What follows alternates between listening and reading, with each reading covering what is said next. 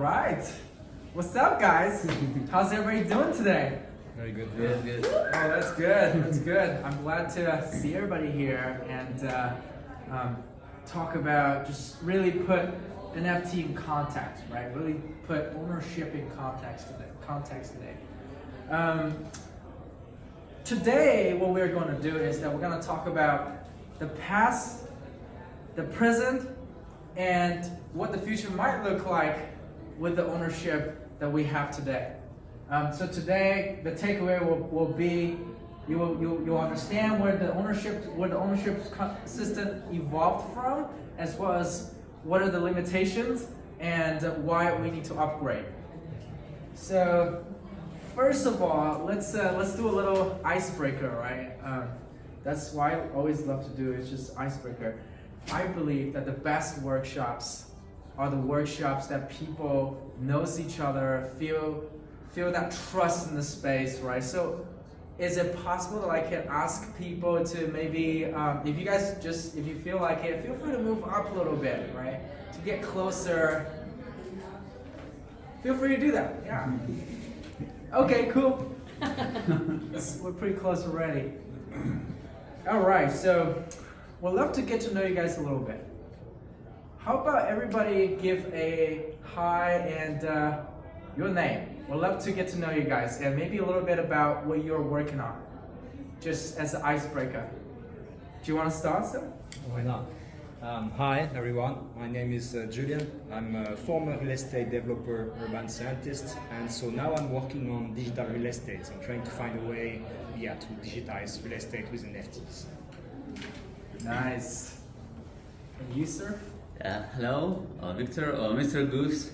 Before I built real estate, now we do digital real estate on Unreal Engine 5. So, metaverse creator. Yeah. I'm April and I'm learning about NFTs right now. Just here to learn.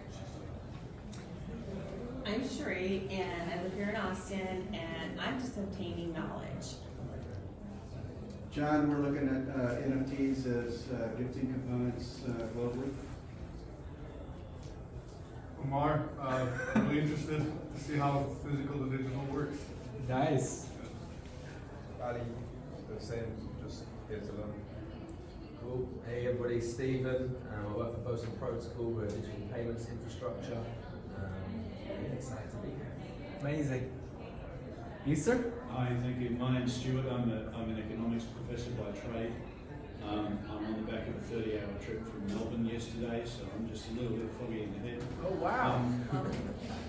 My main game though is I build degrees and education products around blockchain and Web3 technologies generally, but I also work with industry partners in collaborative research around creative industries and community building space, web DAOs and NFTs and so on. Amazing. We'll love to chat more later, actually. I'm pretty interested in the ad tech Web3 right now. Okay, so guys, I'm glad to know you guys today. Since we already kind of went around the table and introduced ourselves, I'm going to introduce a little bit about me. Not that mysterious.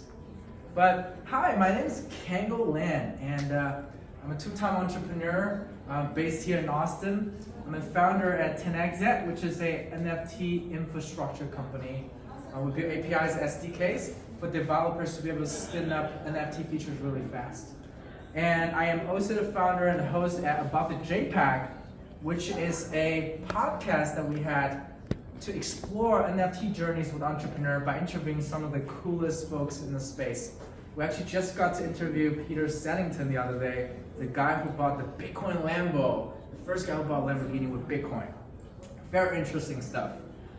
I want to share a little journey about me getting into crypto, actually NFT in particular.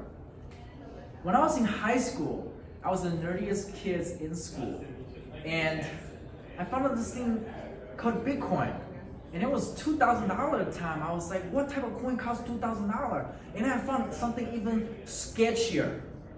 It was called OpenSea, and there was only three projects on OpenSea at the time: CryptoKitty, CryptoPunk, CryptoPunk, and Cyber Celebrity. Those are the only 3 projects on the sketchy website called OpenSea. And at the time they were telling me that you can potentially own this picture of a pet on this platform, and I was just like, give me a break. What are you talking about? So I put it on the back burner. I didn't really thought too much about it, but that was my first introduction into the NFT world, and has been seeing this slowly developed over time, except last year it wasn't really slow. And during my time in NFTs, I've done some really fun stuff, such as consultation for a US senator, as well as working with a Meta partner. Meta, by Meta I mean the Facebook company. They're moving here, by the way, in Austin. Did you guys know that? No. It's amazing, right? Wow. They're moving, Google is here Everybody's too. moving to Austin or Florida. I know, right? So we're gonna see. I haven't been to Florida. Who's pro Florida here today? I'm pro both. I gotta go check it out, honestly. I gotta go check it out. So let's take a look at this issue, right? To understand what we are experiencing today, to understand what is going on today and what we should do, we have to always put it in context. By which I mean, we gotta understand what happened in the past and how we actually derived our system that we're using today, so-called ownership. Where does it come from? What we have today, let's briefly call it title ownership society. And before that, we'll call them pre-title ownership society, aka before the capitalism. So there are 3 types of ownership system that are very common in our human civilizations ever since we were created. The first type is called a first possession ownership system. And in this ownership system, what happened is there was just not many people in a certain region back in the day, and whatever you see is yours. You can claim it as yours. Let's say I found a banana and I say, hey, that banana is mine. And if someone else found out about me or my banana, if they kill me, that would be normal in their society because it's a first possession ownership standard. So from there, the other type is called communal ownership standard. With communal ownership standard, it's very similar to the American Native Americans. The Native Americans believe that the land doesn't belong to them. They don't have this concept of property ownership. And what happened is that different tribes will be showing up at a similar about locations and hunting and all that. They share their property with all of their fellow folks, right? So that's a really good example of communal ownership. And a lot of people think that communism is sort of communal ownership as well, except we'll talk a little bit later. It's actually something a little different. Now the third type of ownership system is command ownership system. And this ownership system is very important to us because our system today is actually derived from a command ownership system, which I'll explain more in a second here. But command ownership system is basically whoever has been deemed as a higher status would get most of the stuff, right? So it's kind of like how the kings and queens and that sort of stuff. And from there, these are the 3 very common type of ownership system that we had before we have the ownership system that we have today. Now, I'm gonna throw out a quick question. Fill in the blank.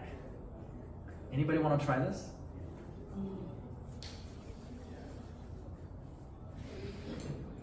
I won't be wrong if I say that China has a centralized ownership system. That's right. I think you got a lot of it right. Anyone else want to try? Come on, guys. What's in your mind? No ownership. No ownership. It's pretty good too, actually. Non-existent. Non-existent. We're going out there. We're Maybe going out something there. hybrid.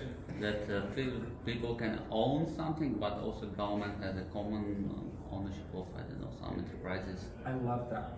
So where are you from, sir? Russia. You from Russia? Yeah.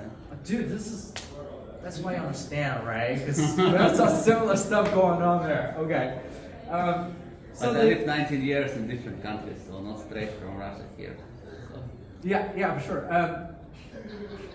China actually has a mixed system of a communal, as well as a title property ownership system that we have today. And this is important because a lot of times what we see is that it's not just one system dominates it all. It's a mixture of different systems, different characteristics coming from all these different systems being put together in the same place to keep a society running. And that's important to what we are facing today when we debate about, oh, NFT is a scam, or should we have digital ownership? It's not just one standard rules at all.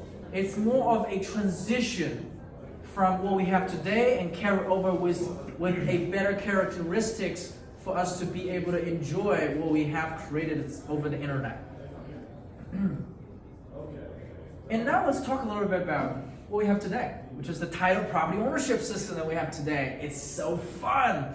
What we can do is that I can buy stuff, I can build a company to sell stuff, and I can not take this chair because I do not own it.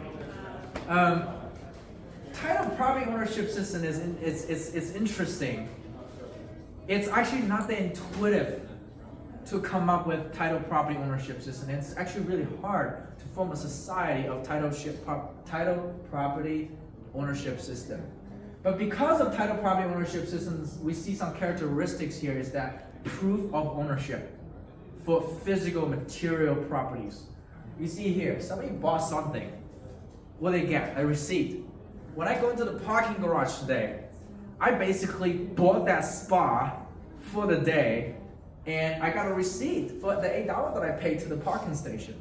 And that's all characteristics of title property ownership, which is proof of ownership over physical material assets. This is great, but it didn't really start off this way. Let's start back in England. Like long times ago, when I believe it was this guy, William the Conqueror, ruled England. And what happened? So this is origin of England, origin of our modern day title property ownership system. And it's the most well documented. Of course, there's other places where you can see pieces of it, such as the Bible.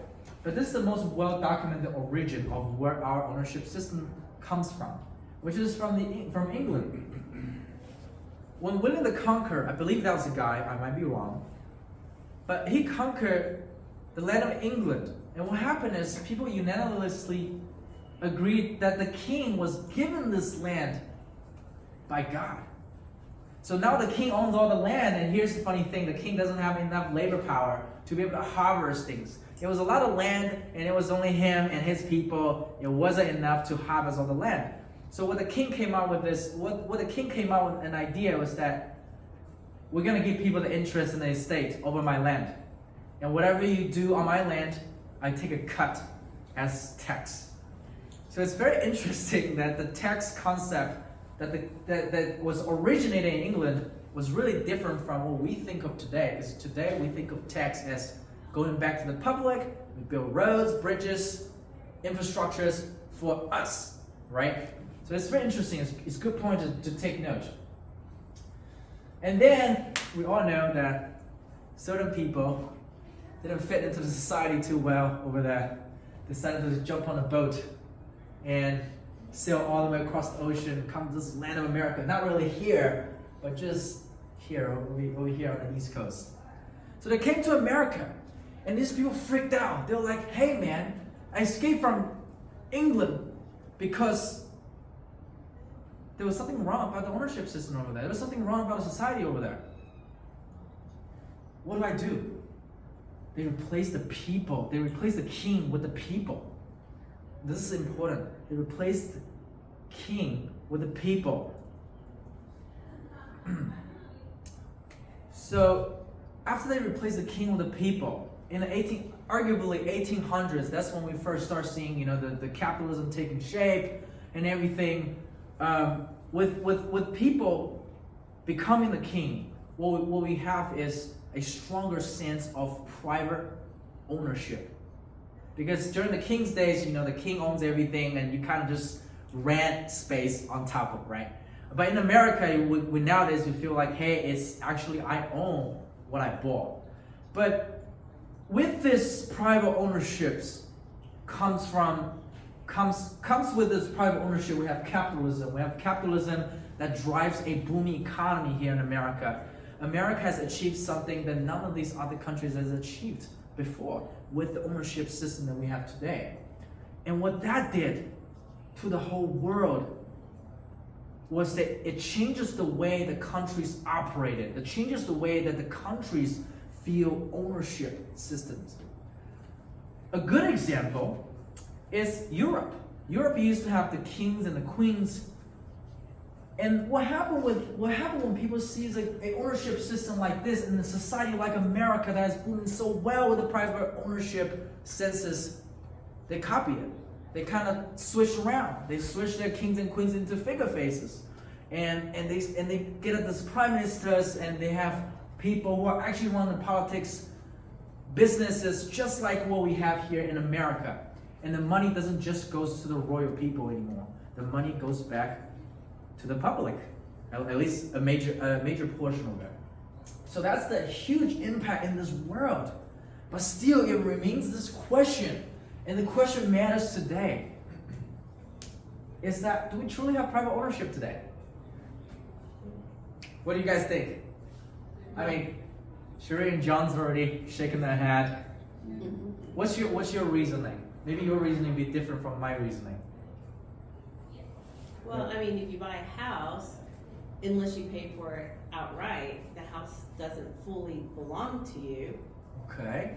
I mean, it's... But even if you did, there would be a title and then be registered and there would be Travis County, everybody would know where. Tax laws, yeah. It's not private. Okay. By private ownership, I mean just you own it. Do you think you own it? Yeah. Okay, cool. Sounds good. Do you own the land that the house was built on? Do you think you own the land? Okay, sounds good. So my answer, which is very controversial, is not really. We don't really have private ownership today, even if we buy it outright. We have this law called Imminent Domain here in America, which is that if the government deems that this is a land that they can use for public good, they can take it away and give you some fair compensation, which arguably might not be fair in most of the cases. And a lot of times what happened in Hawaii, which is a lot of native was really against the fact that the government, US government, take away their land, which was a holy site. And that happens all the time.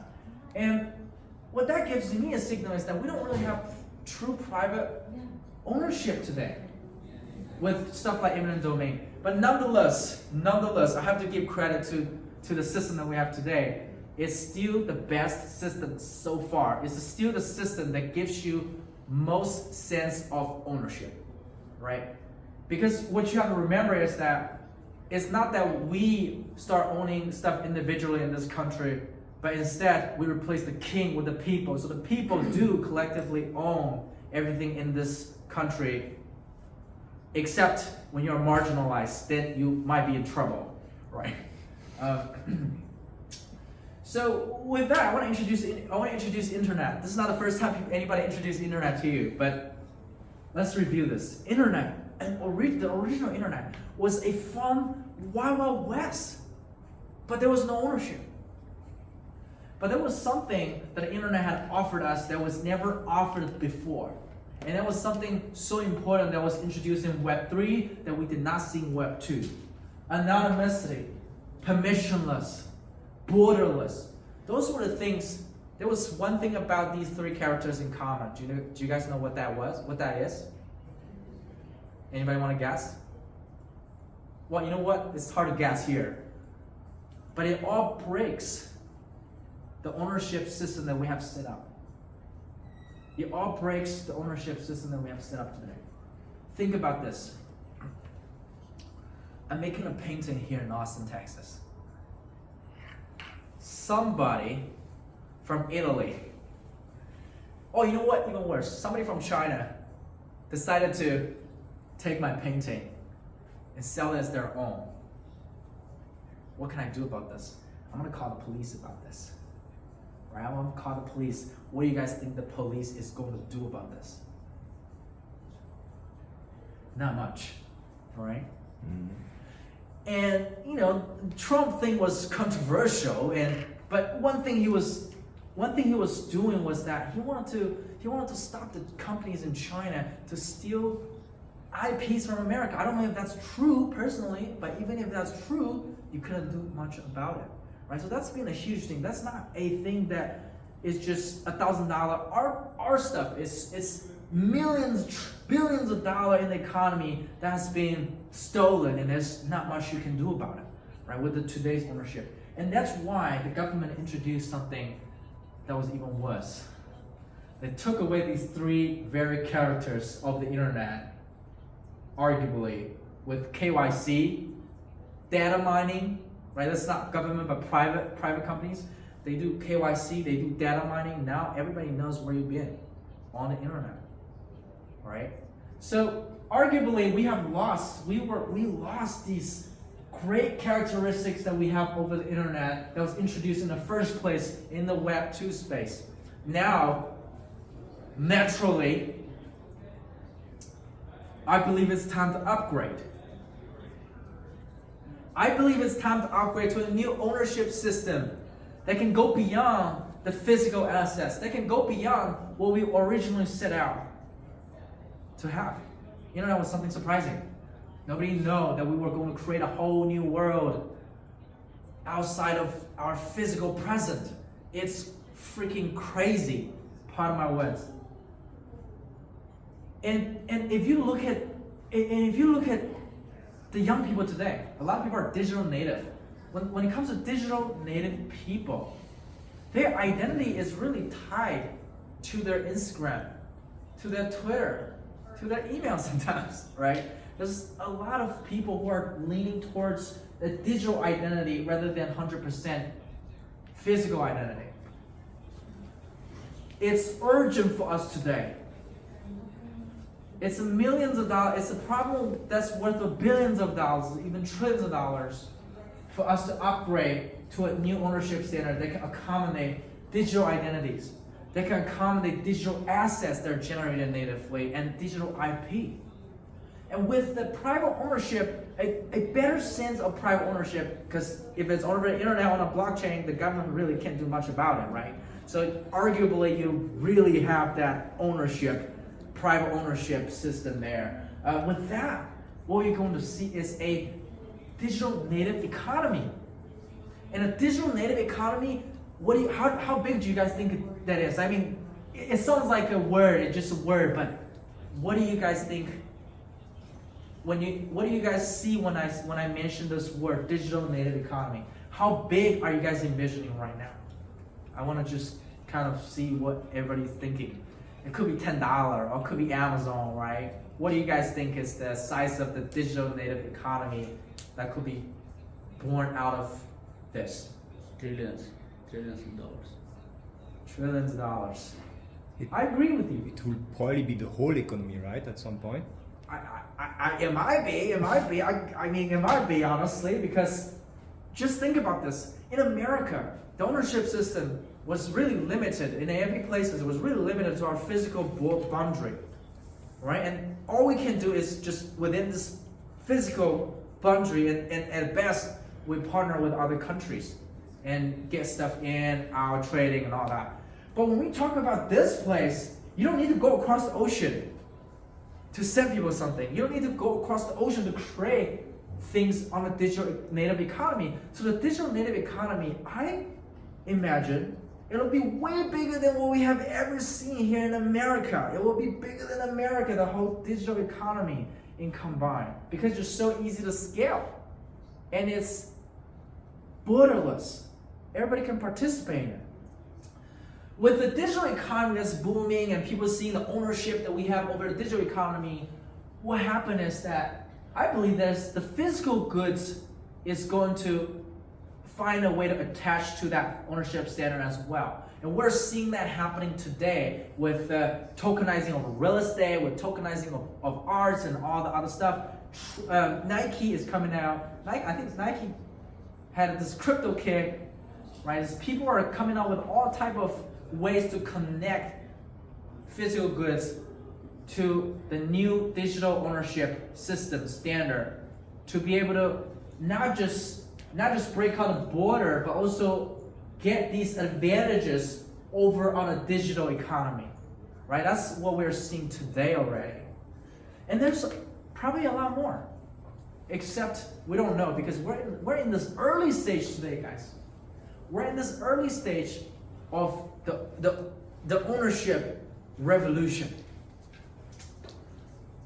It's, it's because we see in the newspaper, right? We see it on the news, and people talk about like, oh, NFTs just JPEGs or whatever. It's kind of true in the first place. That's what I thought too. I thought it was a scam, honestly, 2017. But we're just at the beginning. It's only been, I don't know, probably 5 years. 5 years since the first NFT boom, 2017. It's only been 5 years, guys. And all these systems was formed over, sometimes decades, sometimes hundreds of years. And I think we're just at the beginning of this, and there's so much more for us to explore. Today, what we have in this very early stage, we have these two things that we can use for digital ownership revolution. One is non-fungible tokens, which everybody here probably already heard about it. Right, NFTs here, there, that's why we're here today. But then there's also this thing called SBT, Soulbound token. Does anybody know what SBT is? Or everybody knows what SBT is? Okay. So SBT is basically non-transferable NFTs. Right, am I explaining this right? Yeah. Okay, cool. Just to make sure, right? So SBT is basically a non-transferable NFT that are better adapted towards micro certificates or certificates that shouldn't be transferred, or IDs, or your digital identity, which is arguably controversial. So these are the two tools that we have already seen in this very early stage that people are using to upgrade our ownership standard and our ownership system. Now, here is my personal thoughts. As an infrastructure builder, as a person who's building the NFT infrastructure today, working with some of the companies who are arguably super, super cool, I think NFT is not as great as it can be. I think NFTs are very MVP. If you guys know what that word is, very prototype. It's really not there yet, guys. It's really not what it can be. And I believe that in the future, we're gonna have a lot of people coming out with better standards, with standards that can accommodate more situations very, very soon. But in the early days, we have these two at our disposal so far. And today, there are many companies, big and small, using NFTs to drive values to their customers. Meta, everybody have probably already heard about Meta. They're building a lot of digital twin not digital twins. They're building a lot of metaverse related stuff, and they have already released the news on there will be an NFT and ownership mechanism over on their platform. A notable thing to notice is that they have done a very good job at that in the Web 2 platform, Facebook already. If you take a look at the Facebook marketplace, that's a pretty big economy going on that platform. And now they realize the potential of moving that to the Web 3 in a better sense of ownership, because on Facebook it was only physical goods being transferred mostly. But now they understand that, hey, it's not just the physical goods.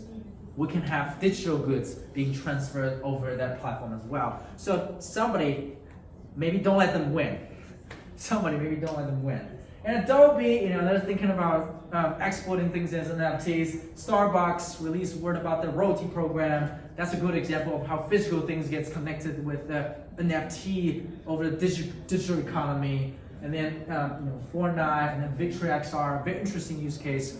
We actually work with them, and they're building all these digital twin campuses over America with the universities. And whenever the user goes to that platform, upload any homeworks, it gets turned into NFTs for IP protection. As well as when the professors complete their training, they're planning on turning that certificate into NFTs as well to battle the fraudulent micro-certificate problem. That's a huge problem in the ad tech space, I believe. Is that right? Fraudulent, yeah, fraudulent certificates. So before you go, there's more and more. There's more and more. There's just so many more people are jumping into space, realizing the potential of NFT, realizing that we have this problem, that we need to upgrade our ownership system, not just in our daily life, but well, it is in our daily life, but mostly over the digital front. With that, I want to invite some people on the stage to share their thoughts. I want to invite some people who are building in the space right now. Is anybody here building something related to NFTs? Is it okay if I invite you two gentlemen up to the stage? Absolutely. Okay, you want to go first? Sure. Yeah, go for it. Okay, let's do it. Let's do it. What's your name again, sir? Amar. Mark Kangle. Nice to meet you. Nice to meet you. Okay, so tell us what you do, man. We are Pactven, and we are a crypto accelerator. Long story short, I've been managing software for 10 years. And in the non-crypto world, there's stringent standards. I can't build you a product that is going to cost $100 every time you do a transaction, a product that goes down every few weeks, I'm not going to mention any names, or rug pulls or scams. So we bring high quality standards to the crypto world, and I'm building an NFT marketplace right now on the Kadena blockchain.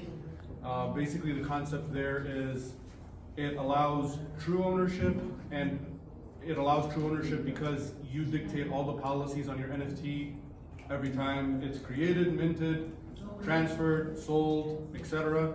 Right now, the way it is on OpenSea and Ethereum, you're depending on the goodwill of OpenSea to implement any policies when things are sold, because they have to call the function, like a royalty function, for example. So you know what? Let's keep it on a more meta level, on a higher level, right? What does that do for the users? What is the extra value that was driven from having that sense of ownership over your platform?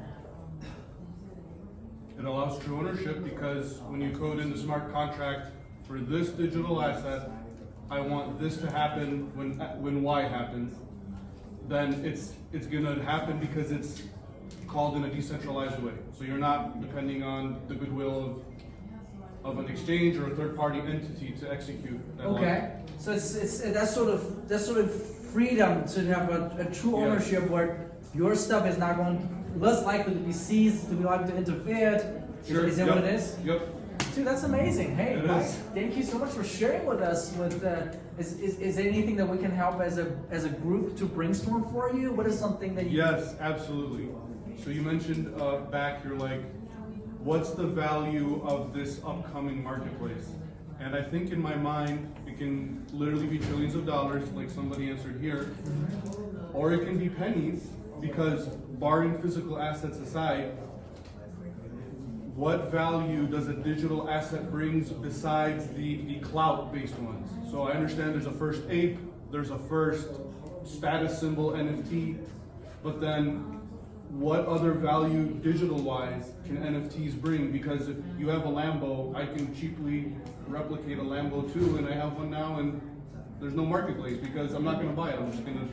So what kind of digital value can our NFTs bring besides clout or reputation-based status symbols? Wow. That's my question. That's a good question. That's a good. Anybody got a good response, right? Membership. Okay. Membership into digital communities.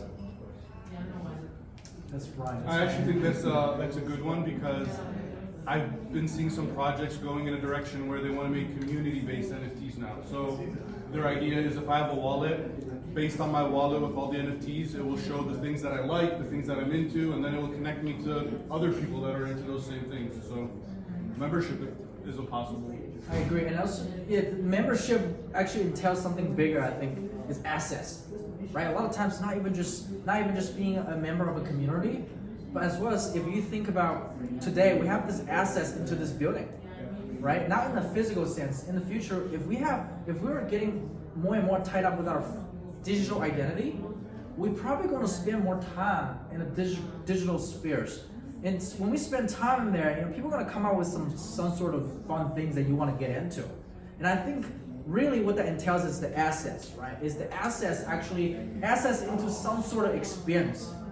It's something big on a digital economy, I believe.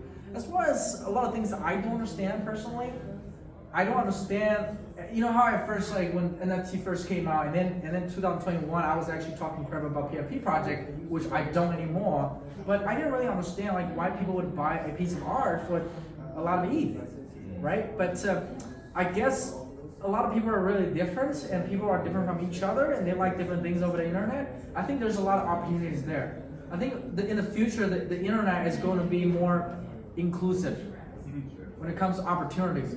I believe it's going to be more inclusive because the more I'm getting into this Web3 space, the more I see people are being very different from me, and they find their niches, right? So I think there's definitely a play for NFTs that are just representing digital values, in my personal opinion. That actually makes a lot of sense to me because I'm realizing as I grow older and the way technology is progressing, I'll be honest, the digital world's getting more and more lonely in the human interaction sense.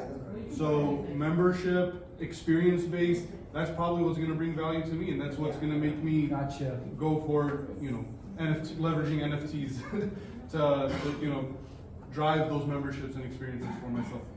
Dude, that's amazing, man. I would love to talk more later. Just thank you so much for sharing, and I hope you got some value out of it. Yeah, thank you. You, sir. All right. Thank you. Yeah. Share us your name again, sir. Julian. Julian. So good to have you here. Thanks. So I'm building the Land Ministry, which is an NFT marketplace for real estate, digital real estate actually. And I can tell you how I started with that because it's probably quite original. I was traveling in Africa for the last months and I realized that there are no land registry. So people don't really own their lands, their farms, their houses. And it creates a lot of problems. First, the state cannot collect taxes because the state doesn't know who is owner of what and where. I even had a couple of meetings with the State Department in Cameroon, and they gave me some files to provide some analysis, and you realize so you take a Google, I was using different algorithm to count the buildings that appear on Google Maps, and then you make the difference with the official building listing in a district, and they have 10% of the people that are registered, so you have 90% of houses. Even the state has no idea that it's here. They see it, but they don't know who's owning it, who's living in it. So it creates a lot of problems not having land registries. And I think that if we can use NFTs as a way for people to own a title of ownership of their house, then they can secure family savings. They can probably sell their house in the form of an NFT worldwide.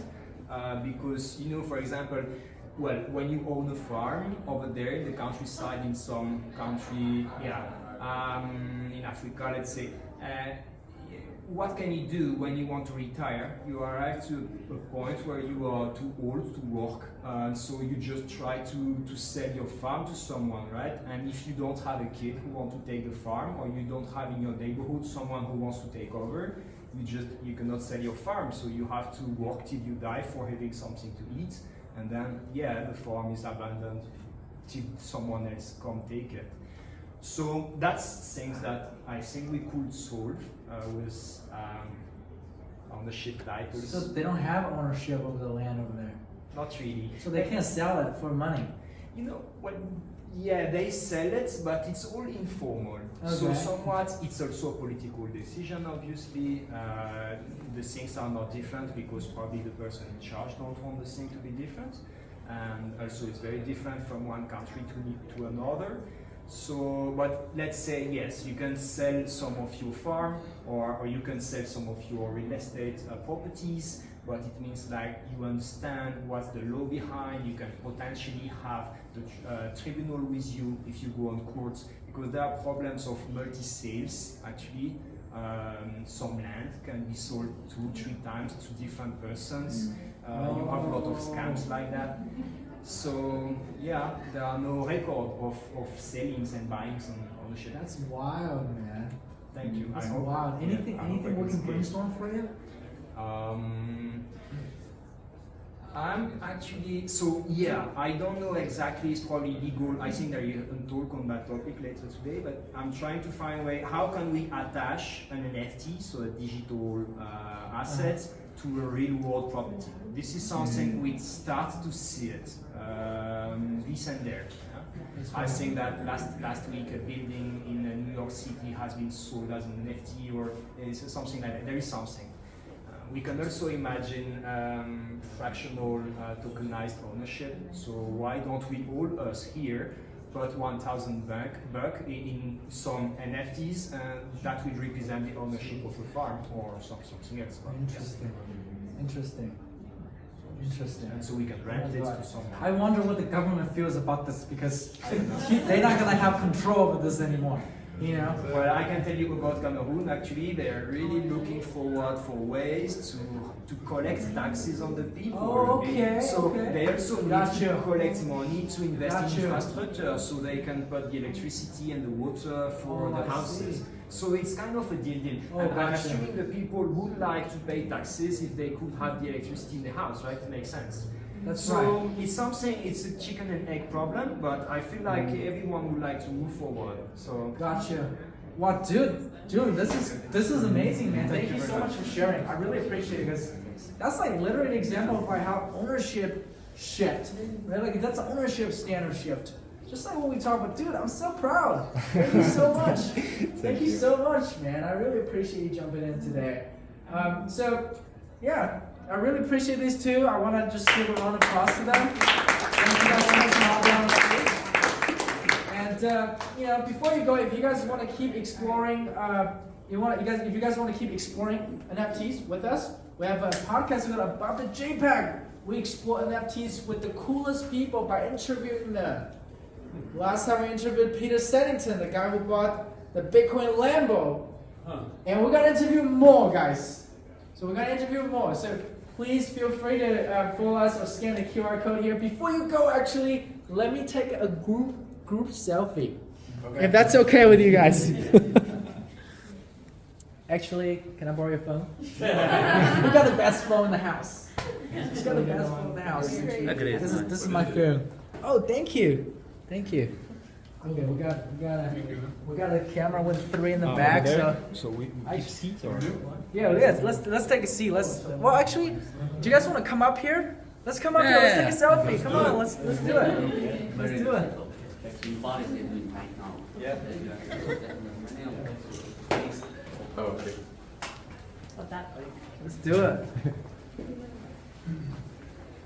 Dude, I love selfie. This is my favorite. With everybody? Oh, you sure? Well, you can join us. You sure? Yeah, join us. Join us. Everybody join us. Oh, actually, if you don't mind, appreciate you so much. Come here in the middle. You're the boss. Come in the middle. I'll do this. All right, awesome. Cool. Thank you guys so much for coming to the show. Oh, of course. Whose phone is this again? It's mine. Do you mind airdropping? Airdrop it. Is it a selfie of someone?